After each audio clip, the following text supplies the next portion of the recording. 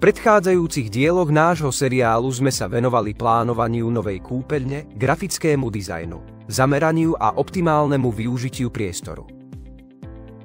Po všetkých spomínaných dôležitých krokoch prichádza na rad dovoz materiálu a realizácia. Nájsť spoľahlivú a kvalitnú firmu na realizáciu môže byť náročné. Aj s týmto vám stavebná keramika pomôže. Dovoz materiálu na miesto realizácie vám zabezpečíme, rovnako tak kvalitnú a skúsenú realizačnú firmu. Ak ide o rekonštrukciu kúpeľne, začína sa odstránením starých obkladov, dlažby a sanitárnej keramiky.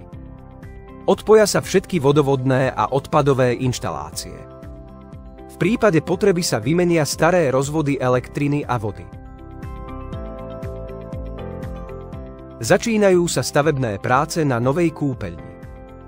Vyrovnanie stien a podláh, prípadne zmena dispozície. Na podlahu a steny sa nanesie hydroizolácia, ktorá ochráni pred vlhkosťou. Nainštalujú sa nové rozvody elektriny, vody a odpadov.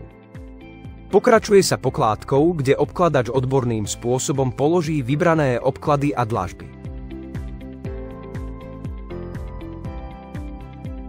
Nainštalujú sa všetky sanitárne zariadenia ako vaňa, sprchový kút, umývadlo a toaleta. Pripoja sa všetky vodovodné a odpadové inštalácie.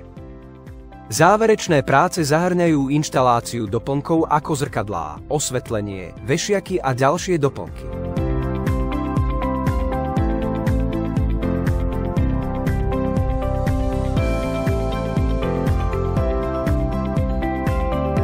V ďalšej časti seriálu si povieme o údržbe a starostlivosti o kúpeľňu.